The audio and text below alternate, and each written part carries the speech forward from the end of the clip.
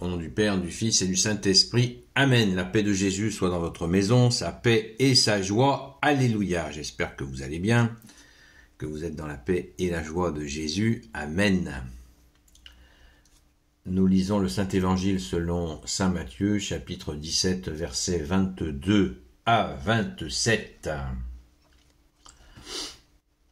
Un jour qu'ils étaient réunis en Galilée, Jésus leur dit... Qu'ils étaient réunis en Galilée, Jésus leur dit, le Fils de l'homme doit être livré aux mains des hommes. Ils le tueront, mais le troisième jour, il ressuscitera. Et ils en étaient tout tristes. Comme il était entré à Capharnaüm, les collecteurs de la taxe du temple viennent trouver Pierre et lui disent « Votre maître ne paie-t-il pas la taxe ?» Pierre répond « Mais si !» Il rentre à la maison et voici que Jésus lui parle le premier. « Simon, quand les rois de ce monde mettent des taxes ou des impôts, qui les paye? Leurs fils ou ceux qui ne sont pas de la famille ?» Il répond « Ceux qui ne sont pas de la famille. » Alors Jésus lui dit « Les fils ne paient donc pas. Mais n'allons pas les scandaliser, va à la mer, jette l'hameçon et prends le premier poisson qui mord. Tu lui ouvriras la bouche et tu y trouveras une double monnaie. Tu la prendras et la leur donneras pour moi et pour toi. » Merci Jésus, alléluia. Ah oui, vous n'avez pas rêvé, hein. On n'a pas rêvé. Jésus n'a pas un centime avec lui, hein. Et pourtant, il est le Fils de Dieu, il fait ce qu'il veut. S'il a un besoin... Alors pourquoi toute cette présentation pour payer cette somme, cette taxe? Alors déjà, on se réjouit, je ne sais pas vous, mais moi je me réjouis parce qu'on sait très bien ce que Jésus dit, c'est une grande vérité. Ceux qui font des taxes s'arrangent toujours pour en exonérer, et ça n'a pas changé dans l'abominable république du diable. C'est pire encore, certainement. Ça fait aucun doute que c'est pire que ces périodes-là, puisque nous sommes littéralement submergés de taxes. Submergés, c'est largement prouvé, il y a des gens qui ont fait des études, y compris par rapport au Moyen-Âge. L'abominable Moyen-Âge, ouais, en fait, c'est plutôt l'inverse. Voilà. Donc, Jésus accepte, Jésus qui est le roi de justice, dit tout ça, ça n'est pas juste. Donc c'est Saint Pierre, ce qui est intéressant de voir, c'était encore Saint Pierre qui est dans ce dialogue personnel avec Jésus, et qui lui fait... Jésus le forme en mode accéléré, j'espère que vous l'avez compris. Et c'est encore Saint Pierre qui est au centre du jeu, au centre de la formation de Jésus. Merci Jésus. Merci au grand Saint-Pierre. C'est impressionnant. Donc, ils sont d'accord. Saint-Pierre n'a rien à redire à ça. C'est injuste. Et Jésus, il pourrait s'en exonérer. Il fait ce qu'il veut. Il est Dieu sur terre. Eh bien, non. Il ne va pas les scandaliser. Il ne veut pas créer un trouble. Je fais ma chanson habituelle. On est au chapitre 17 de saint Matthieu, qui en comporte 24.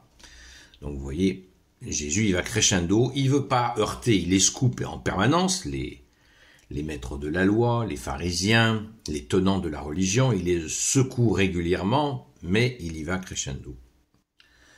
Et là, à travers cet épisode, pourquoi ce poisson, aller chercher un poisson dans lequel il y aurait miraculeusement les pièces pour payer la taxe?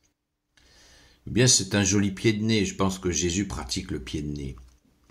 Rira bien qui rira le dernier, c'est-à-dire qu'il fait semblant de se soumettre, en fait il ne se soumet pas, il ne veut pas créer de troubles supplémentaires, il y en a déjà beaucoup de troubles quand il les secoue. Et là, c'est clair, c'est net, et c'est précis, c'est miraculeusement qu'il va y avoir, il fait ce qu'il veut avec la création. S'il a envie que dans la création il y ait une pièce pour payer cette taxe qui sorte, ben il le fait. Et ça va encore participer à galvaniser Saint Pierre. sur qui Jésus s'est appuyé pour bâtir cette Église catholique apostolique. Ça montre bien que nous pouvons rapporter cela à nos soucis. Il m'est arrivé une anecdote récemment que je ne vous raconterai pas, mais qui est assez proche, c'est pas exactement ça évidemment, mais c'est très intéressant. Très intéressant.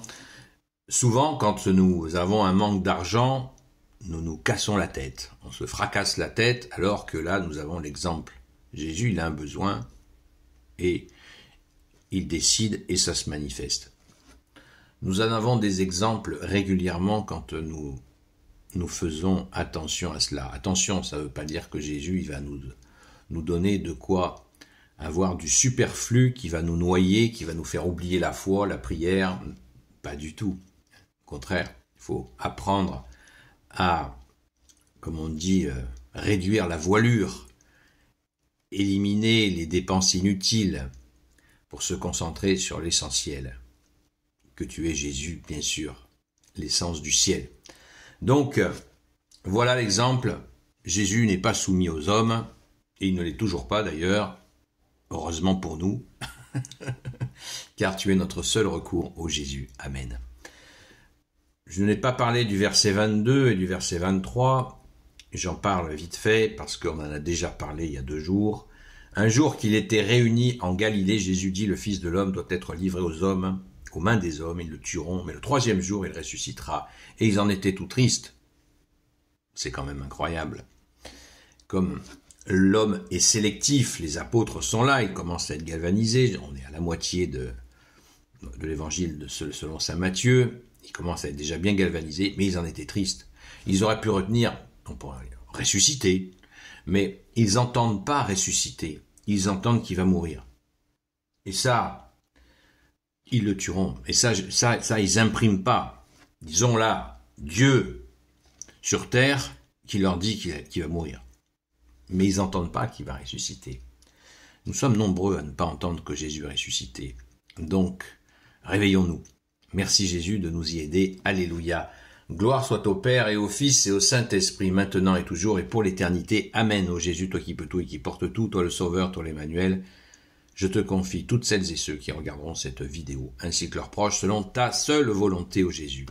Sainte Marie, Reine des cieux, toi l'Immaculée Conception, toi qui écrases le serpent, toi qui as la lune sous tes pas, toi notre Mère, Notre-Dame, Saint Joseph, toi le juste et le saint, toi le sage, toi la terreur des démons, toi le saint gardien de la Sainte Église catholique et apostolique, Sainte Marie-Madeleine, notre chère Sainte Patronne, et vous, tous les saints et saintes, amis de toi, Jésus, Saint Michel Archange, Saint Gabriel Archange, Saint Raphaël Archange, et vous, tous les anges qui te servent, ô Jésus, je vous confie toutes celles et ceux qui regarderont cette vidéo, ainsi que leurs proches, selon ta seule volonté, ô Jésus.